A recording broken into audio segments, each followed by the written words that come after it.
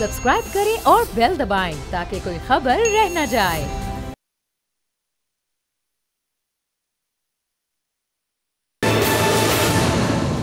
अस्सलाम वालेकुम। प्रोग्राम तज्जिया, मैं हूं अलीना इलियास और स्टूडियो में मेरे साथ मौजूद हैं राजा आमिर अब्बास साहब और इसके साथ स्काइप पे हमारे साथ मौजूद हैं राना एहसान अफजल साहब।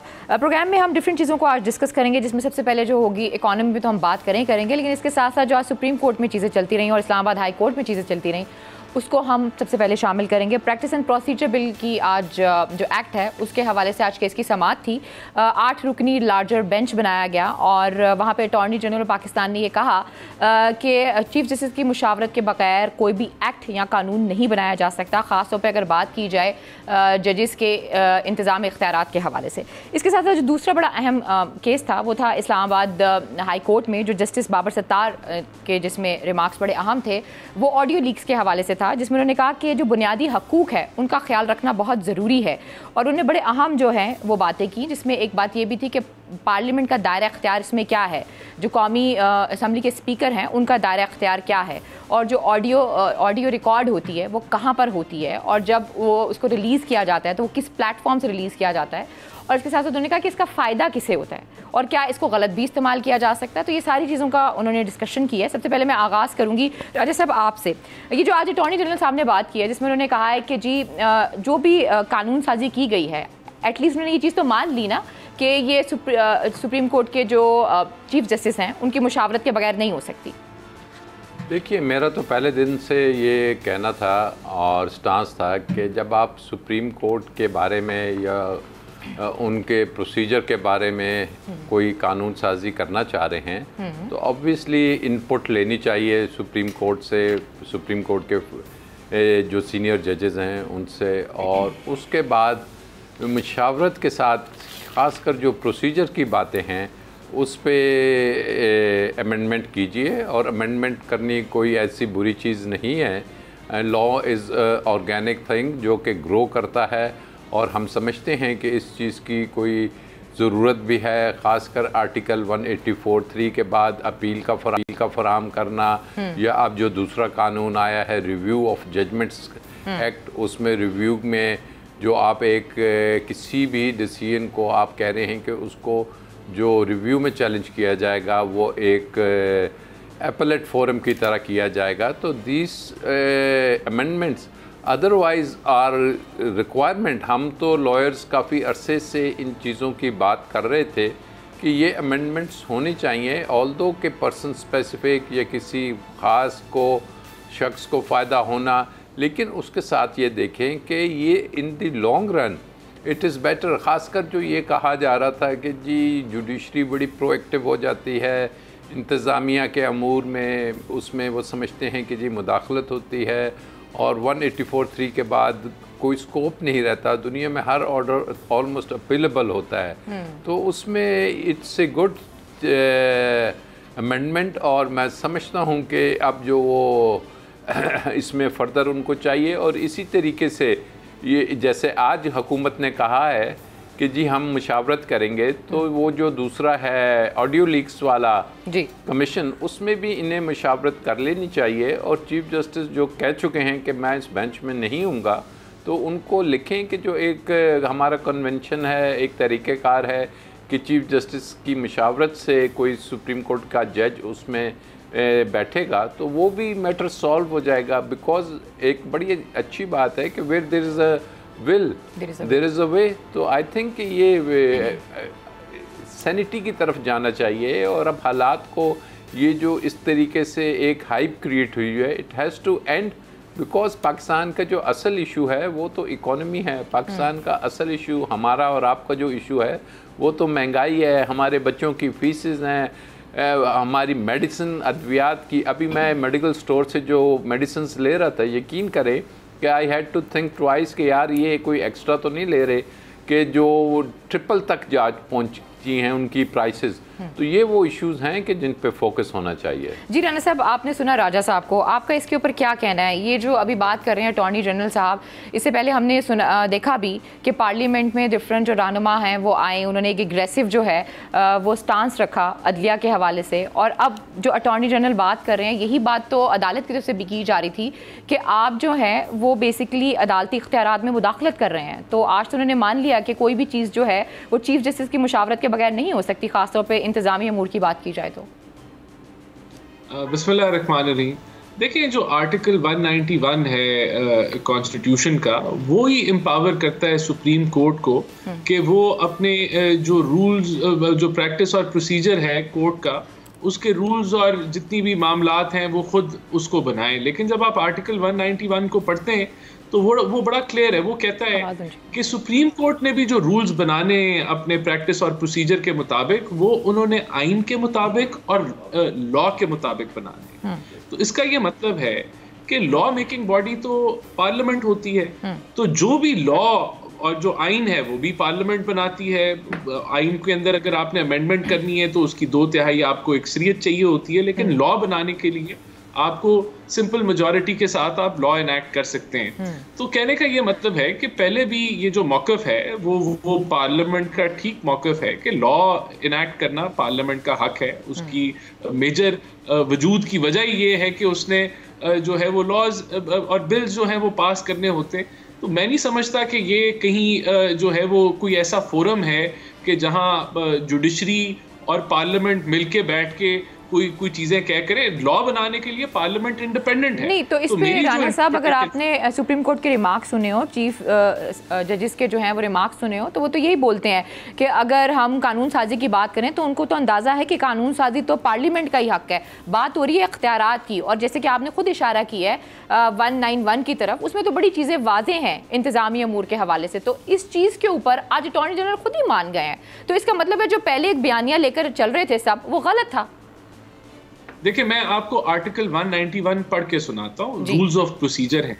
Subject to the constitution and law, the supreme court may make rules regulating the practice and procedure of the court. यानी कि सब्जेक्ट वो ताबे है आइन के और लॉ के। तो लॉ तो पार्लियामेंट ने बनाना है, और वो जो भी लॉ बनाएगा पार्लियामेंट उसके ताबे है, उसके मुताबिक आपने अपने प्रैक्टिस एंड प्रोसीजर के जो रूल्स हैं वो सुप्रीम कोर्ट ने बनाने।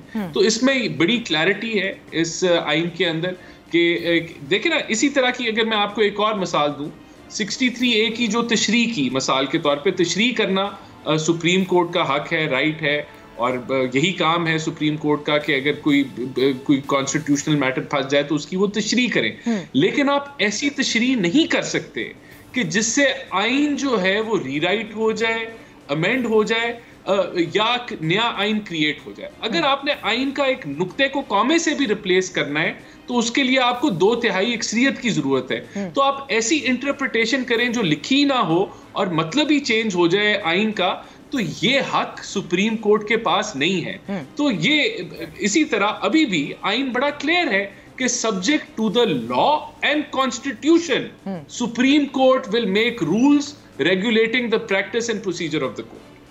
जी राजा साहब, आपने सुना है राणा साहब को, ये जो बात कर रहे हैं, आप इसके ऊपर क्या कहेंगे? राणा साहब बिल्कुल बात जो कर रहे हैं, सिर्फ उसमें यह है कि पार्लियामेंट को ये इख्तियार नहीं है कि वो कोई भी लॉ बना दे और अनब्रिडल्ड उसके पास कोई पास हैं कि जी जो भी लॉ बना दे that is the law. No, it has to be within the framework of the basic structure of the constitution। जो हमारा आइन का बेसिक स्ट्रक्चर है वो ट्राइकोटमी ऑफ पावर्स की बात करता है, वो इंडिपेंडेंस ऑफ जुडिशरी की बात करता है। उसमें जो लेजिस्लेटिव लिस्ट है वो आपको अलाउ करती है कि आप कौन सी कानून साजी कर सकते हैं और कौन सी कानून साजी नहीं कर सकते। आइटम 55 क्लियरली सेज कि आप जो है कि सुप्रीम कोर्ट की पावर्स को कर्टेल नहीं कर सकते, आप उसको कम नहीं कर सकते। यही बात इनिशियली हो चुकी है। इसी बात पे सुप्रीम कोर्ट ने ऑब्जर्वेशंस भी दी थी और इन्हीं ऑब्जर्वेशंस को गालिबन मद्देनज़र रखते हुए जो नया बिल आया जिसमें वो judgement of review of judgements act जो उनसे है, उसमें उन्होंने कहा कि हम enlargement of supreme court pass कर रहे हैं। उसमें उन्होंने कहा कि हम इसको वसी कर रहे हैं, इस पार को जो रिव्यू की आर्टिकल 188 की पार है।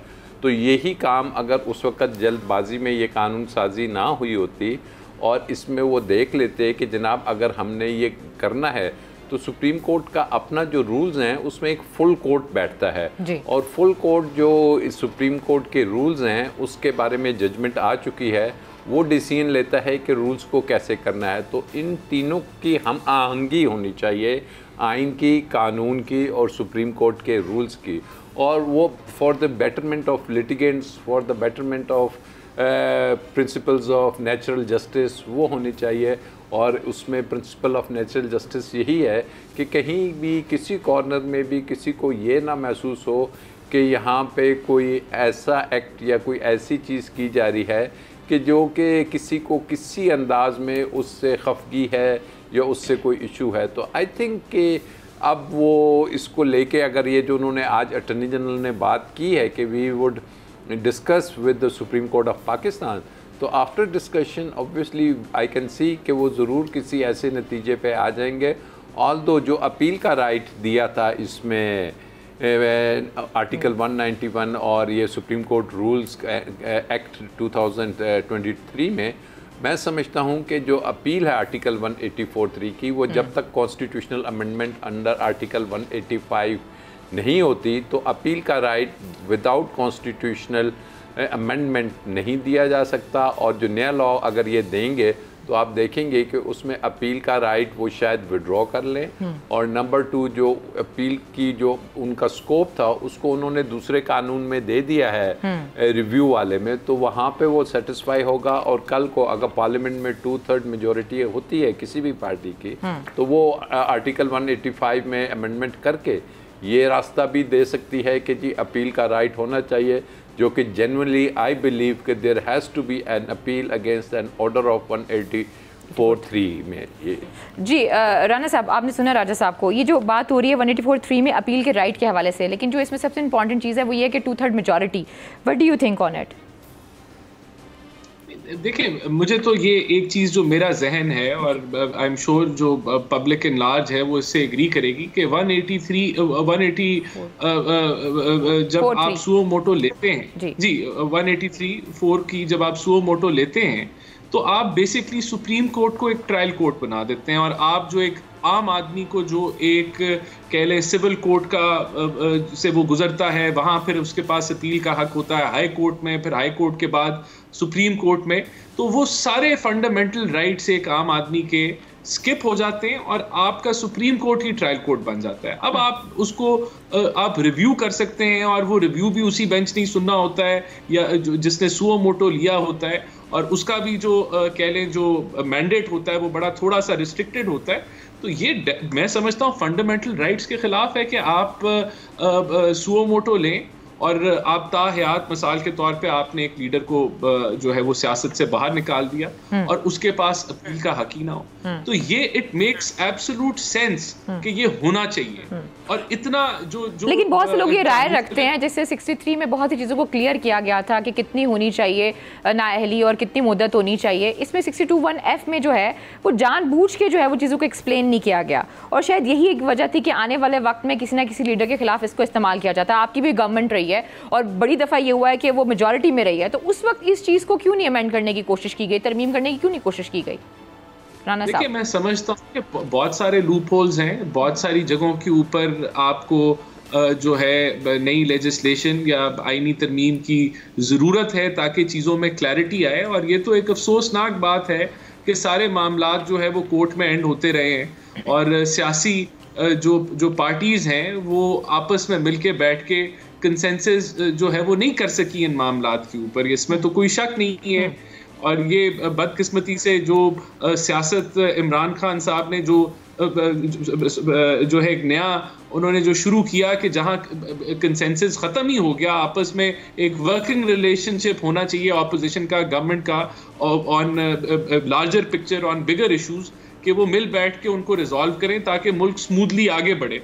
लेकिन ये बदकिस्मती से एक पार्टी और उसके हेड की वजह से ये मुमकिन नहीं रहा पिछले चंद सालों में, लेकिन मैं एग्री करता हूँ ये गैप्स हैं जो असूली तौर पे पार्लियामेंट को खुद इनको रिजॉल्व करना चाहिए, बजाय कि ये इधर आप जो है वो हर चीज़ कोर्ट्स के अंदर जाए और वहाँ से फैसले। और राजा साहब ने एक और भी बात की है लेजिस्लेटिव लिस्ट के हवाले से, जो फेडरल लेजिस्लेटिव लिस्ट है, इसके अंदर बड़ी चीज़ें वाज़ेह हैं कि वफाक किस हद तक और किस तरीके से कानून साजी कर सकता है। और मेरे ख्याल में उसमें ये जो जिक्र किया जा रहा है, जिस तरीके से कानून साजी हो रही है प्रैक्टिस एंड प्रोसीजर में, जिसमें आप इवन बेंच की तश्कील तक जो है इन्वॉल्वमेंट देख रहे हैं, आपको नहीं लगता कि आप वो जो सेपरेशन ऑफ पावर है उसके कॉन्सेप्ट के अगेंस्ट जा रहे हैं, जिसकी तरफ इशारा भी किया राजा साहब ने? नहीं, देखें, ये तो यहाँ भी मैं कहूँगा बड़ा अनफॉर्चुनेट है। अगर सुप्रीम कोर्ट खुद अपनी फुल कोर्ट की मीटिंग्स बुला लेती, जो कि साल में वैसे ही 1-2 दफ़ा हो जानी चाहिए, फिर तो ये इश्यूज अराइज ही ना होते।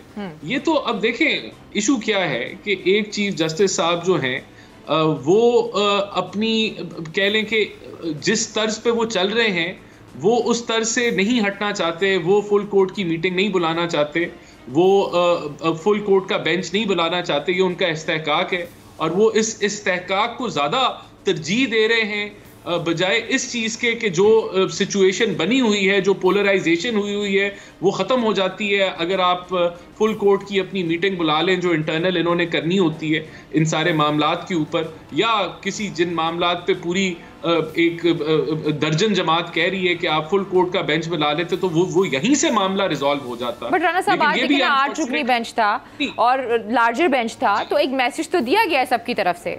ये सिर्फ चीफ जस्टिस की बात तो नहीं है, चीफ जस्टिस का एक टेन्योर है वो खत्म हो जाता है, लेकिन उसके बाद नया चीफ जस्टिस आता है। तो यहाँ पर तो बात हो रही है अदलिया के इख्तियार के हवाले से ना, आज़ादी के हवाले से मेरा ख्याल है। अदलिया के इख्तियार की बात कर रहा हूँ कि अगर फुल कोर्ट की ये मीटिंग बुला लेते, उनमें ये सारे मामला तय कर लेते, तो असेंबली को भी इस चीज के ऊपर जो है वो कार्रवाई करने की जरूरत ना पड़ती। लेकिन वो रास्ता भी नहीं अपनाया गया जहां हमें देखे, हम तो देखते हैं ना सुप्रीम कोर्ट के ऊपर के ये हमारे मसाइल को रिजॉल्व करेगा, जो उसके अपने इंटरनल मसाइल हैं वो उनको भी नहीं रिजॉल्व करना चाह रहा। और उसके अंदर जो तरीका कार है वो बड़ा सिंपल है कि आप फुल कोर्ट की मीटिंग बुला लें और इन मामलात के ऊपर डिस्कशन कर लें। मुझे ना ब्रेक लेनी, जब ब्रेक से वापस आते हैं मजीद भी बात करते हैं, लेकिन आपने भी खुद ही जवाब दे दिया कि चीफ जस्टिस के पास इख्तियार है, अगर वो चाहें तो बुला सकते हैं और अगर वो चाहें तो नहीं बुला सकते। इस तरीके से जो हमारे चीफ एग्जीक्यूटिव हैं इस मुल्क के, वज़ीर आज़म साहब, उनके पास भी बड़े इख्तियार होते हैं, जो वो करना चाहते हैं वो करते हैं। काबीना के जरिए बहुत सी चीज़ों को उनको वो भी होती है, रिलीफ भी होता है। तो खैर जी, प्रोग्राम में वक्त एक छोटी सी ब्रेक, जब इससे वापस आते हैं तो मजीद भी बात करते हैं। Stay with us. Welcome back नाज़रीन, तो फिर आपको खुशामदीद कहते हैं। राना साहब, एक और केस था जो आज इस्लामाबाद हाई कोर्ट में था, जस्टिस बाबर सत्तार ने उसकी की है, सरबराही की है, उसकी समाअत की है, और उन्होंने जो एक सवाल उठाया है बुनियादी हकूक़ के हवाले से कि आप इस तरीके से किसी की जो ऑडियोज़ हैं, वीडियोज़ हैं, उसे रिकॉर्ड नहीं कर सकते। व्हाट डू यू से ऑन इट? देखिए, असूली तौर पे तो अगर आपको लगता है कि कहीं रियासत के खिलाफ कोई अगर मामला की पॉसिबिलिटी है कि कोई साजिश रची जा सकती है, तो ये एजेंसियों का काम है कि वो वहाँ तक उस साजिश को रोकें। इसी तरह अगर कहीं ये शक हो कि कोई काम इलीगल होने जा रहा है, तो वहाँ भी ये जो एजेंसीज़ हैं उनकी ज़िम्मेदारी है कि वो इस इलीगल काम को ना होने दें। और डेफिनेटली जब आपने कोई चीज़ रिकॉर्ड करनी है होती है या कोई इस तरह का आपने मैकेनिज्म यूज़ करना है, तो उसकी एक परमिशन होनी चाहिए है, फॉर्मेट होना चाहिए है, एक कानून का वो हिस्सा होना चाहिए कि उसके मुताबिक वो रिकॉर्डिंग्स जो हैं और वो जो कुछ की जाए ये चीज़ें। लेकिन देखिए, यहाँ तो ये तय होना है ना कि ये रिकॉर्डिंग्स किसने की और कैसे लीक हुई। अभी तो ये चीज़ तय नहीं है। लेकिन यहाँ इसके साथ साथ जहाँ ये चीज़ इंपॉर्टेंट है, मैं एग्री करता हूँ कि ये जो हेयरिंग हो रही है बिल्कुल ठीक हो रही है कि लीगल कवर होना चाहिए इन रिकॉर्डिंग्स का, और एक ड्यू प्रोसेस होना चाहिए कि आप किसी की बातचीत को रिकॉर्ड करें, जहाँ रियासत की जिम्मेदारी है कि वो इन चीज़ों को। लेकिन उसके साथ साथ जब कोई चीज़ पब्लिक के अंदर आ जाए, ओपन हो जाए, और कोई इन्फॉर्मेशन आ जाए और उसके अंदर चीज़ें वाज़ेह हों, फिर उसकी तहकीक होना भी उतनी ही ज़रूरी है। मिसाल के तौर पे अगर एक मुबैना ऑडियो लीक है और वो किसी जज के कॉन्डक्ट के ऊपर जो है वो सवालिया निशान उठाती है, तो ये सबसे पहले सुप्रीम कोर्ट का काम है कि वो उसके ऊपर एक्शन लें, और अगर वो उसमें जो कंटेंट है वो सच है तो फिर उसकी भी तहकीक करना बड़ा ज़रूरी है। तो दोनों पहलू। लेकिन हमने ये देखा इस दफ़ा राजा साहब सिर्फ जजेस की बात नहीं है, बहुत सी हुकूमतें ऐसी हैं जो ऑडियो वीडियोस पे आपको पता है जाती भी रही हैं, आपसे बेहतर कोई नहीं जानता। फिर वो जस्टिस कयूम की भी एक ऑडियो वीडियो आई थी, उसके ऊपर भी बड़ी चीज़ें फिर कही जा सकती हैं। अभी भी जो बुनियादी सवाल उठाए हैं जस्टिस बाबर सत्तार साहब ने, सबसे पहला तो उन्होंने कहा है कि क्या आइन इसकी इजाज़त देता है? देखिए जी, दिस इज़, मैं समझता हूँ कि बहुत इम्पोर्टेंट ये केस है। इसकी वजह ये है कि हमारे मुल्क में अनफॉर्चुनेटली अब सियासत का या पॉलिटिक्स का या इलेक्शंस का या पार्टीज़ बनने का या तोड़ने का या अब सिस्टम ये अडॉप्ट कर लिया गया है कि जी ऑडियोज़ वीडियोज़ निकलें जजेस की प्रेशराइज करने का या कोई और किसी भी पर्पस के लिए कि हम मेरिट्स और उस केस की जो अपनी अंदर चीज़ें होती हैं उससे हट के हम आ गए कि जी बस ऑडियो निकाल लें, ये फ़ाइल है, ये ऑडियो है, ये किसी को दिखा दी जाए and then you can get a decision, या आपको किसी को खामोश करा दिया जाए। तो इसमें बेसिकली आपको याद होगा कि जो तरीक़ेकार है वो ये है कि जब ATC में काफ़ी दहशतगर्दी के इश्यूज़ आ रहे थे, तंजीमें थीं, तो एक कानून बना था, फेयर इन्वेस्टिगेशन एक्ट था, and then there is another law that is PECA का इलेक्ट्रॉनिक्स क्राइम एक्ट, और उसमें दिया हुआ है कि अंडर विच सर्कमस्टांसेस, और जैसे कि अभी राना साहब ने कहा कि दहशतगर्दी का कोई एलिमेंट है या एंटी स्टेट कोई काम हो रहा है तो कोर्ट की परमिशन इज़ मैंडेटरी। कोर्ट में आप जाइए, अदालतें बनी हुई हैं और वहाँ से आप परमिशन लें, उनको बताइए कि दिस इज़ द जस्टिफिकेशन, हम इनका फ़ोन टैप करना चाहते हैं, इनकी सर्वेलेंस करना चाहते हैं, एंड देन ऑब्वियसली उसको यूज़ भी किया जा सकता है, उसकी एविडेंशियरी वैल्यू भी होगी। लेकिन हमने क्या देखा कि माजी में बेनज़ीर भुट्टो साहब का साहिबा का जो केस है 1998 में रिपोर्टेड भी है, उसमें गवर्नमेंट उनकी ऑलमोस्ट इस ग्राउंड पे, that was one of the major grounds कि जी फ़ोन टैपिंग हो रही थी, और फ़ोन टैपिंग जो सी थी कि वो किसी कानून से मावरा होके हट के अपनी मर्ज़ी से धौंस से ज़बरदस्ती से हो रही थी, और उसको ख़त्म करने के लिए और उस चीज़ को नेगेट किया उस जजमेंट ने, और कहा कि इस अंदाज में फ़ोन टैपिंग की कतन इजाज़त नहीं दी जाएगी। उसके बाद फिर रिसेंटली आपने देखा कि जब वो मरीम बीबी एक वीडियो लेके आई एक जज साहब के बारे में, तो कि जी ये उनको प्रेशराइज़ करके वट एवर जो उसके इंग्रेडिएंट्स थे, तो वो सुप्रीम कोर्ट में मैटर टेकअप हो गया, एक 5 मेंबर बेंच था। तो उसमें उन्होंने ऑडियो वीडियोस की पूरी डिटेल दे दी कि ये कैसे एक एडमिसिबल एविडेंस होगा, कि जिसमें सबसे बड़ा जो स्टार्टिंग पॉइंट होगा कि वो शख्स आएगा कि जी मैंने ये ऑडियो या वीडियो रिकॉर्ड की है, टैपिंग की है, ये मुझे अथॉरिटी था, ये इंस्ट्रूमेंट था, ये डेट टाइम था, और ये इसकी ओरिजिनल जोन सी है, क्योंकि आजकल डीप स्टेट इतना काम हो रहा है इसमें ऑडियो वीडियोस में कि पता भी नहीं चलता जेन्युइन क्या है और दूसरी क्या है। और फिर बात हो रही है कि जी अगर मान लिया जाए या उसकी इंग्रेडिएंट से कोई इनकार नहीं कर रहा, फिर भी ये बेसिक कॉन्सेप्ट, क्योंकि मैंने एक ख़ुद अभी केस किया था इलेक्शन कमीशन ऑफ पाकिस्तान में, जहाँ यूसुफ रज़ा गिलानी साहब के बेटे ने, आपको याद होगा कि सेनेट की जो टिकटों की और ख़रीद फरोख्त की बात हो रही थी, यहाँ तो बेचने की बात हो रही है ना, वहाँ तो ओपनली पैसों की बात हुई, जिसमें सिंध के वह जो से हैं 1-2 मिनिस्टर्स थे और बड़े लोग थे, जिसमें एडमिटेडली उन्होंने कहा गिलानी साहब के बेटे ने कि यस ये मेरी बातें हैं, लेकिन कोर्ट ने उसको नहीं माना on these very same grounds. तो अब मैं समझता हूँ कि बाबर सत्तार साहब जो हैं वो बड़े लर्नेड जज हैं, and he would give a detailed judgement, क्योंकि दुनिया में जितने भी मुअज़्ज़ब माशरे हैं उसमें प्राइवेसी को एक आइनी राइट दिया हुआ है। अच्छा। और US में दूसरी जगह कथन इस चीज़ की इजाज़त नहीं है, एंड वी बिलीव कि ये जो कुछ हो रहा है इससे कम से कम एक ऐसा रास्ता निकल आएगा कि जनाब कानूनी तौर पे अदालतों की जजमेंट्स के होते हुए इस ड्रामे को, इस चैप्टर को बंद होना चाहिए कि इसको पॉलिटिक्स में इस्तेमाल करना शुरू कर दिया है, बाकी इसको यूज़ करें एंटी स्टेट और टेररिज्म में, but not in the political और आर्म ट्विस्टिंग के लिए या प्रेशर डालने के लिए। This is something which is जिसको ख़त्म करना। अच्छा राना साहब, ये अभी राजा साहब ने एक बात की है, जैसे कि हमें पता है कि मरीम नवाज साहिबा आती रही हैं और उन्होंने प्रेस कॉन्फ्रेंसेस भी की हैं जिसमें उन्होंने ऑडियोज़ भी चलाई हैं, वीडियोज़ भी चलाई हैं। आज जो कोर्ट ने सवाल उठाए हैं कि बेसिकली एक तो क्या इसमें आईन इजाज़त देता है, दूसरा ये है कि प्लेटफॉर्म क्या है जिससे ये रिलीज़ की जा रही हैं, और सेफ गार्ड्स, और क्या इसको गलत तो नहीं इस्तेमाल किया जा रहा।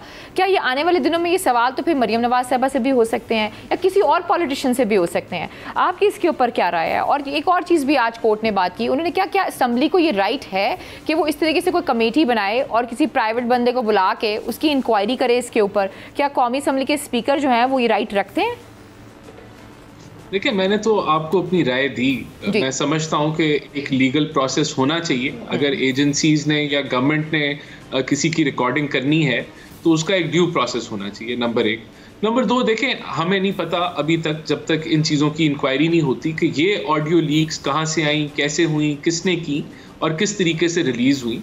लेकिन हमारे पास ये ज़रूर इन्फॉर्मेशन आ चुकी है जो ऑडियो लीक्स में बज़ाहिर वो जो भी शवाहिद जो हैं वो आए हैं। अब मेरा मौक़िफ़ इसमें यह है कि अब ये जब एविडेंस आ गई है या ये कोई एक चीज़ ऑडियो कॉल आ गई है, वीडियो कॉल आ गई है, उसको पब्लिक ने सुन लिया है और वो बहुत सारे सवालात रेज करती है, तो उस पर भी तहकीक होनी चाहिए। और जिस अदारे को के ऊपर वो सवालात रेज करती है, उस अदारे को खुद, और वो बाख्तियार अदारा है, वो खुद भी तहकीक कर सकता है। तो उस नतीजे पे हमें पहुंचना है, क्योंकि अगर मिसाल के तौर पे कोई ऑडियो लीक किसी की करप्शन को अगर हाईलाइट कर रही है या किसी की अगर रूल्स किसी ने वायलेट, कानून वायलेट करते हुए कोई बात है और उसकी तहकीक नहीं की जाती, तो पब्लिक इन लार्ज में वो एक अच्छा मैसेज नहीं जाता। लेकिन एक पॉलिटिकल आपके माइलेज के लिए भी तो चीजें इस्तेमाल की जाती हैं ना, अपनी पॉलिटिकल बेनिफिट्स के लिए भी इस्तेमाल की जाती है। डू यू एग्री कि ऐसी चीज होनी चाहिए पॉलिटिकल माइलेज के लिए? क्योंकि अगर आज आप कर रहे हैं, कल को कोई और भी करेगा। देखें, अगर इन चीजों की तहकीक नहीं होगी, ये चीजें रिजॉल्व नहीं होगी, पता नहीं चलेगा आवाम को कि ये ऑडियो ठीक थी, जाली थी, गलत थी, इसमें जो कंटेंट है वो सही था, गलत था। जब तक इन चीजों की इंक्वायरी नहीं होगी तब तक ये पॉलिटिकली माइलेज इससे ली जाएगी, हर साइड लेगी। तो इसलिए ये बड़ा जरूरी है कि इन सारी जितनी भी ऑडियो लीक्स कोई भी होती हैं, पहले तो ये भी पता करें वो कहां से आई, कैसे लीक हुई, लेकिन जब वो आ गई मार्केट में तो फिर ये पता करना जरूरी है कि उसमें जो इल्जामात हैं या जो हकायक हैं या वो ऑडियो जाली है या असली है। नहीं करेंगे तो फिर वो पॉलिटिकल माइलेज चलता रहेगा। सवाल करना चाहूंगी राना साहब, यकीनी सी बात है बहुत सी ऑडियो वीडियोस जो हैं वो आई भी हैं। क्या कभी आपने मरीम नवाज साहब से ये सवाल किया कि जो आपके पास आ रही हैं, आर यू श्योर ये ऑथेंटिक है या नहीं है, जो आप इस तरह चला रही हैं चीज़ें? बंदा एक राय, जैसे कि आपने बताया, आप एक राय रखते हैं कि हर चीज़ का पता होना चाहिए कि जो ऑडियो आ रही है या वीडियो आ रही है, इसका सोर्स जो है वो ठीक है या नहीं है। और आपने कहा भी कि पोलिटिकली चीज़ों को यूज़ भी किया जाता है। तो कभी आपने ये सवाल किया अपनी जमात में, अपने रहनुमाओं से, कि जो आप यूज़ कर रहे हैं इसकी मतलब ऑथेंटिक है या नहीं है, या बस सिर्फ हम पोलिटिकल माइलेज के लिए कर रहे हैं? नहीं, डेफिनेटली जो अब हम तो यही क्लेम करेंगे कि ये ऑथेंटिक है। अगर वो ऑडियो जो है उसके अंदर ऐसे कोई एविडेंस है जो हमारी जो ऑपोजिशन पार्टी के अगेंस्ट जाती है, तो वो क्लेम करेगी वो ठीक है। और ऐसी कोई ऑडियो लीक हमारे साहब, मुझे एक ब्रेक लेनी है, जब ब्रेक से मैं वापस आती हूँ अपनी बात कंप्लीट कीजिएगा। लेकिन आपने बात आसान कर दी मेरे लिए भी और समझने वालों के लिए भी कि जब पॉलिटिकल माइलेज की बात आती है तो फिर हमारे पास आएगी तो हम ऑडियो तो इस्तेमाल करेंगे। प्रोग्राम में वक्त है छोटी सी ब्रेक का। वेलकम बैक नाज़रीन, तो फिर आपको खुशामदीद कहते हैं और हमारे साथ मौजूद हैं फ़ारूक सलीम साहब। जैसे कि आपको पता है कि कल रात को हुकूमत की जानिब से बड़े अहम फैसले लिए गए हैं, जिसमें पेट्रोल की प्राइस जो है वो भी कम की गई है। अभी भी मैं देख रही थी जो वज़ीर इत्तलात साहिबा हैं वो कह रही थी कि घी भी कम हो गया, दालें भी कम हो गई, गंदम भी जो है वो सस्ती हो गई, सब सस्ता हो गया। इतनी बड़ी अच्छी सिचुएशन हो गई, बड़ी गुडी सी फील आ रही थी मुझे। तो फ़ारूक साहब से पूछते हैं कि सिचुएशन ऐसी है क्योंकि IMF के साथ तो हमारा कोई मुआहदा नहीं हो रहा। फ़ारूक साहब, तो ये जो इतनी बड़ी इक़दाम उठाए जा रहे हैं, आपको क्या लगता है? अक्सर मैंने देखा है जब हुकूमतें जारी होती हैं तो जाने से पहले वो अक्सर पेट्रोल के प्राइस भी कम कर देती हैं, दालों के और चीनी के और गंदम के प्राइस भी कम कर देती हैं। तो ये उसी तरफ तो इशारा नहीं है कि जाने से पहले चलो जो कर सकते हैं वो कर दें? देखिए, दो बातें हैं। पहली बात तो यह है कि पाकिस्तान ब्यूरो ऑफ स्टैटिस्टिक्स जो है, जो हुकूमती इदारा है, उसने जो अदाद शुमार की शाया किए हैं वो ये कहते हैं कि जो खुराक की कीमतें हैं या जो महंगाई की शरह है वो 76 साल पाकिस्तानी जो माशी तारीख है उसमें बुलंद तरीन शरह पे पहुंच गई। एक तो ये बहुत बड़ा इशारिया है। दूसरी तरफ ये कि हमें दोबारा से हुकूमत के अदाद शुमार बताते हैं कि जो डीजल की खपत है, कंजम्पशन है, वो बड़ी तेजी से नीचे आई है, कोई 40-50% गिर गई। उसका मतलब ये है कि जो कमर्शियल ट्रैफिक है, जो ट्रकों की ट्रैफिक है, जो बसें इस्तेमाल करती हैं डीजल, उसका इस्तेमाल नीचे चला गया है। और उसका मतलब ये होगा कि या तो कराची पोर्ट से जो ट्रक निकलते हैं, कमर्शियल ट्रैफिक निकलती है, उसमें बड़ी कमी वाक़या हुई है। और इसका मतलब ये है कि जो मईशत का पहिया है उसकी स्पीड बड़ी तेजी से स्लो डाउन हो रही। जो महंगाई की शरह बताई जाती है 50% तक, खुराक की महंगाई की शरह पहुंच रही है 52% तक पहुंच गई है। उसका मतलब ये है कि जो गुर्बत की शरह है वो बड़ी तेजी से बढ़ रही है। और तीसरा बड़ा इशारिया जो हुकूमत ने खुद से हमें बताया है वो ये है कि बिजली की प्रोडक्शन जो है वो 23% गिरी है। इसका मतलब ये है कि इंडस्ट्री बंद हो रही है, बिजली की जो ज़रूरियात हैं, बिजली की जो डिमांड है वो कम हो रही है। तो ये इशारे तो बड़ी ख़तरनाक सिमत की तरफ इशारा करते हैं। और अगले 3 या 6 महीने अगर मईशत की सिमत जो है वो बदली नहीं जाती तो फिर मेरा खदशा ये है कि कोई बहुत बड़ा धमाका मईशत के अंदर हो सकता है। इस वक्त आपको लगता है फ़ारूक साहब कि हमें IMF के पास जाना चाहिए, और आपको लगता है जिस तरीके से गवर्नमेंट इस वक्त डील कर रही है IMF के साथ, इसहाक डार साहब जो मौजूदा सेटअप है, आप मुतमईन हैं जिस तरीके से वो अपनी चीज़ों को और पॉलिसीज़ को लेकर चल रहे हैं? देखिए, इस वक्त लगता है ऐसे है कि हुकूमत ने ये कंक्लूड कर लिया है कि IMF के पास जाना हुकूमत के सियासी मुफाद में नहीं है। मैं समझता हूँ माशी मुफाद है, लेकिन हुकूमत ने ये डिसाइड कर लिया है कि क्योंकि उनके सियासी मुफाद में नहीं है, इसलिए वो ये IMF का प्लान जो है इसको अबैंडन कर रहे हैं, इसको छोड़ रहे हैं। क्योंकि अभी बजट का वक्त आ रहा है, हुकूमत ये चाहेगी कि इलेक्शन का बजट आए, एक सियासी बजट पेश किया जाए। IMF ये चाहेगी कि एक सियासी बजट ना आए बल्कि माशी बजट सामने आए। तो यहाँ पे एक वो नेचुरल सा वो टकराव आ रहा है IMF और वजारत खजाना के दरमियान। तो यहाँ पे आई थिंक हुकूमत ने IMF का प्लान छोड़ दिया है सिर्फ इस वजह से कि उनके सियासी मुफाद में नहीं। अगला माली साल जो है वो बड़ा मुश्किल होगा, क्योंकि उसमें हमें 41.8 अरब डॉलर चाहिए होंगे। और मेरे जहन में कोई मुतबादिल नहीं है IMF का, IMF के पैकेज का हिस्सा बने बगैर। और नेक्स्ट ईयर के लिए हमें इससे बड़ा पैकेज चाहिए होगा और शराइत ज़्यादा सख्त होंगी। ठीक हो गया। राना साहब, आपने सुना है फ़ारूक साहब को, आप इस हवाले से क्या कहेंगे? फिर उन्होंने इशारा किया कमर्शियल ट्रैफिक के हवाले से भी, डीजल की जो कीमतें जिस तरीके से कम की जा रही हैं, शायद इसका एक रीज़न ये भी होता है कि माइलेज में नहीं है, यूज़ नहीं हो रहा है। दूसरा उन्होंने कहा कि 25% जो है वो हमारी बिजली की जो है उसमें भी हमने कमी देखी है क्योंकि इंडस्ट्री बंद हो रही है। फिर जो उन्होंने सबसे ज़रूरी बात की IMF के हवाले से कि शायद ये पोलिटिकल माइलेज नहीं है या आपको सियासी फ़ायदा को इसलिए उसके साथ नहीं हो सकता, इसलिए आप लोग IMF के साथ को मुआहदा करते हुए नज़र नहीं आ रहे हैं। देखें, गवर्नमेंट तो फुली कमिटेड है IMF प्रोग्राम के साथ, और हम तो पुरुमीद हैं कि 30 जून तक IMF को चाहिए है कि वो 9th रिव्यू को SLA की तरफ लेके जाए, क्योंकि हमने सारे प्रायर एक्शंस जो हैं उनको मीट किया है और जो रिक्वायरमेंट्स थी वो हमने पूरी की है IMF की। और ये वैसे भी रिव्यू जुलाई से सितंबर तक का है, जब हमारे टारगेट्स जो हैं उसके तो मुकम्मल हो चुके हैं। तो हम तो कमिटेड हैं। हमने इमरान खान की तरह मुल्क की मईशत को खाई में नहीं फेंका, ये जानते हुए कि IMF की ज़रूरत है। उन्होंने पेट्रोल बिजली सस्ता करके एक एमनेस्टी अनाउंस करके एक मैसिव डिस्ट्रेस क्रिएट किया था IMF के साथ, तो हमने तो अपनी पॉलिटिकल कॉस्ट पे की है। और अभी जो पेट्रोल सस्ता किया गया राना साहब, ये आपको लगता है कि ये IMF की उस पे किया गया है, मुशावरत से उनके साथ किया गया है, या ये उसका हिस्सा था कॉन्ट्रैक्ट का, ये एक सियासी आप लोगों ने इस वक्त फैसला लिया है? नहीं, देखें, पेट्रोल जो सस्ता किया गया है उसमें कोई IMF की शर्त वायलेट नहीं हुई। PDL के टारगेट्स जो हैं वो वही हैं जहां थे, और उस पर हम पूरा PDL चार्ज कर रहे हैं। तो ये जो चीज़ें हैं ये नेचुरली जो एक क्रूड ऑयल में कमी आई है वो पास ऑन किया गया है। तो हम फुली कमिटेड हैं IMF के साथ। हम समझते हैं कि इस प्रोग्राम को 30 जून तक जो है वो 9th रिव्यू मुकम्मल होना चाहिए। हम पुरुमीद हैं और हम इंगेज्ड हैं, हम बजट के ऊपर भी इंगेज्ड हैं IMF के साथ, हम वहाँ भी उनसे डेटा शेयर कर रहे हैं। और यही मुल्क के लिए जो है वो फ़ायदेमंद है। इकॉनमी को जो कड़वी गोली लेने देने की ज़रूरत थी वो हमने उनको भी दी, खुद भी ली, और उसका नतीजा ये है कि जो महंगाई हम देख रहे हैं और ये सारी सूरत हाल। लेकिन आपने जो चीज़ें गिनवाई वो हकीकत है, डिमांड डिस्ट्रक्शन हुई है। लेकिन बात ये कि अगर हम उसी पेस पे चलते जिस पेस पे हम पहले चाह रहे थे तो मुल्क दिवालिया हो जाता।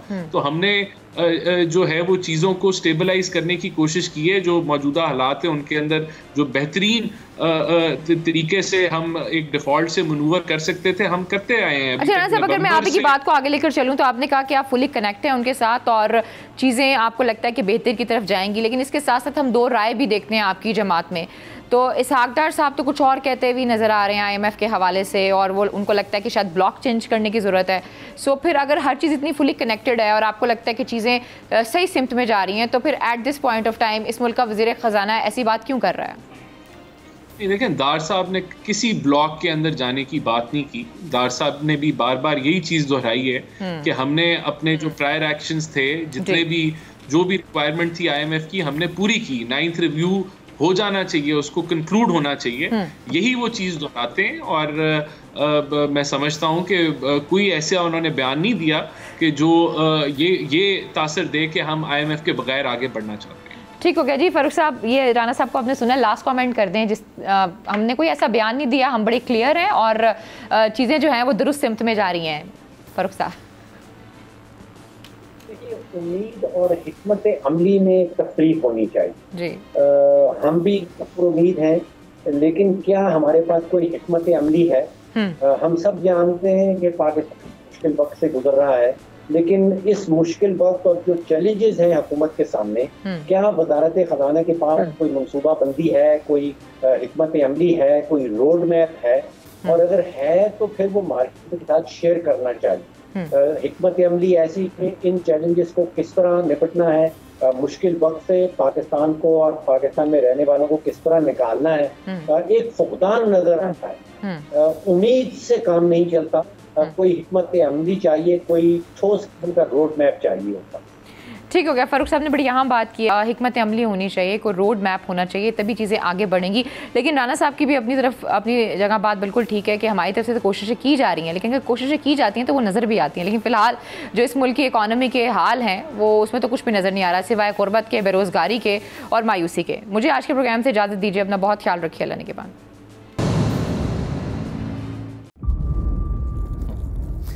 इंतज़ार था ना, चलो इस बार वो करते हैं जो इससे पहले किया ही नहीं। किस्मत की आंखों में आंखें डाल के जीतना होगा। सब में शेर जैसी राह, जर्रा जर्रा भी हर कंटेस्टेंट को लगेगा पहाड़। लड़खड़ाना नहीं है, खोल दो अपने पंख अगर आसमान छूना है। अबे लग रहा है ये सब पहले भी कहीं सुना है। एंटरटेनमेंट की गारंटी जनाब, क्योंकि यहाँ खेलोगे कूदोगे तो बनोगे नवाब। खुश रहो पाकिस्तान। खुश रहो पाकिस्तान, बुध और जुमेरात शाम 7 बजे सिर्फ बोल एंटरटेनमेंट पर। सब्सक्राइब करें और बेल दबाएं ताकि कोई खबर रह न जाए।